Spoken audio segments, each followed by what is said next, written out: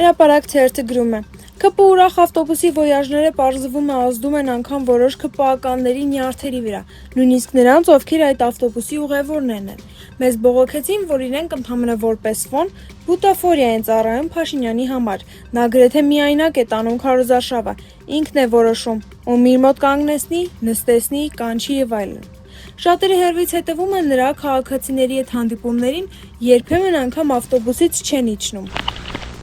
Հրապարակ թերթը գրում է. Կիրակի օրը Շենգավիթում քաղաքացին իր բնակարանի պատուհանից միջնամատ էր ցույց տվել Փաշինյանին։ Նրան ուղեկցող ոստիկանության Շենգավիթի բաժնի պետ Արթուր Մկրտչյանը մեր տեղեկություններով նույն վայրկյանին հեռախոսով կապվել է ենթականների հետ եւ փոխանցել շենքի հասցեն ու հարկը։ Ոչ ճիշտ են քաղաքացու տվյալները եւ փոխանցեն իրեն։ Ենթադրվում է, որ փորձելու են առնվազն բարդացնել քաղաքացու կյանքը։ Եթե ոչ այս փուլում, ապա ընտրություններից հետո։ Եթե իհարկե ԿՊ-ն վերարտադրվի եւ բացի իր դավթարները, թող իրեն ոնց է պահել նախընտրական փուլում։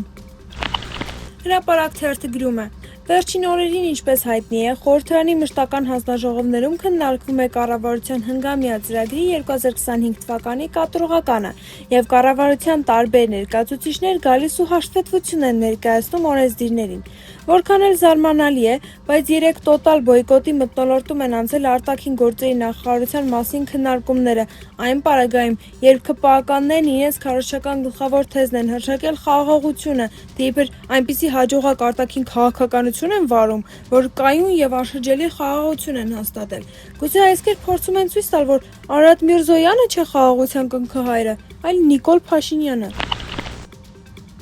Հրապարակ թերթը գրում է. Օրենքով Գող Շահումյանցի Ժիրոն Ժիրայր Բրուտյանը 2021-ին կալանավորվեց քրեական ենթամշակույթ կրող խմբավորում ղեկավարելու հոդվածով։ Նրան մեղադրում էին, որ զոն նայողի գործառույթներ է կատարել, դրսից բերված գրեֆներ է բաժանել Արմավիր քրեակատորական հիմնարկի 3-րդ մասնաշենքում պահվող անձանց, ապա հանձնարարել է անկարգություններ իրականացնել։ Գործը դատարան է մտել 2022-ին 3 մեղադրյալով։ Դատավոր Սուսաննա Գզոգյանը փոխել է օրենքով Գողի խափանման միջոցը 20 միլիոն դրամով եւ 3 տարվա դատաքննությունից հետո առաջին անձյանի դատարանն արդարացրել է նրան ու վերադարձրել խափանման միջոց 20 միլիոն դրամը։ Ժողովուրդ օրաթերթը գրում է. ՀՀ վարչապետ Նիկոլ Փաշինյանի մասնակցությունը վերապատրաստման դասընթացներին ՀՀ պետական կառավարման ակադեմիայում վերջին շաբաթներին ներկայացվում է որպես պետական կառավարման մշակույթի նոր դրսևորում, շարունակական կրթության օրինակ, սակայն նրա վարքը ՀՀ քաղաքացիների հետ ճպան մեջ հակադրվում է կրթված մարդու վարքին։ Կիրակի օրը Երևանի մետրոյում քարոզարշավի ընթացքում լարված եւ կոշտ զրույց ունեցավ նա արցախցի մի կնոջ Արմինե Մոսյանի հետ։ Նրան մեղադրելով երկիրը թողնել փախչելու մեջ։ Ուշագրավն այս իրավիճակում այն է, որ Նիկոլ Փաշինյանը կրթվում է, վերապատրաստվում։ Հետաքրքիր է, նրան ինչ են սովորեցնում ակադեմիայում, որ չի հասկանում, ինչպես դրսևորի իրեն հանրային տիրույթում։ Ժողովուրդ օրաթերթը զրուցել է պետական կառավարման ակադեմիայի ռեկտոր Խաչատուր Ղազեյանի հետ, ով նշել է, որ տեղյակ չէ կատարվածից ու հավելել, որ ամբողջը ընթանում է նորմալ մթնոլորտում։ Ընդմիջման ժամին շատ բայրացակամ շփվում են մեկը մյուսի խմբի անդամների հետ։ Ժողովուրդ օրաթերթը գրում է. Ժողովուրդ օրաթերթը տեղեկացավ, որ պետական կառավարման համակարգի վերնախավը կրկին ստացել է պարգևավճարներ, սակայն այս անգամ առավել կառավարելի ձևաչափով։ Նիկոլ Փաշինյանի գլխավորած իշխանությունը փոխել է խոշոր պարգևավճարների տրամադրման մոտեցումը, դրանք բաժանելով ամսական վճարումների, որպեսզի տարեվերջի սկանդալն ու դժգոհության ալիքը էլի չբարձրանա, երբ հայտնի դարձավ, որ բարձրաստիճան պաշտոնյաները ստացել էին 3-ից մինչև 11 միլիոն դրամի հասնող պարգևատրումներ։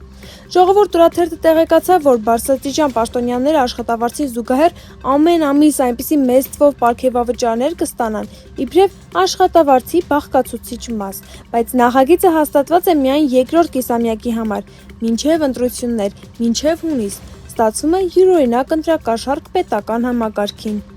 Իրավունք թերթը գրում է. ըստ իշխանական կուլիսներում շրջանառվող շշուկների Նիկոլ Փաշինյանը քննչական կոմիտեի նախագահի հետ բավական կոշտ զրույց է ունեցել։ Նա հրահանգել է, որ վերաբացեն փոշոտված քրգործերը։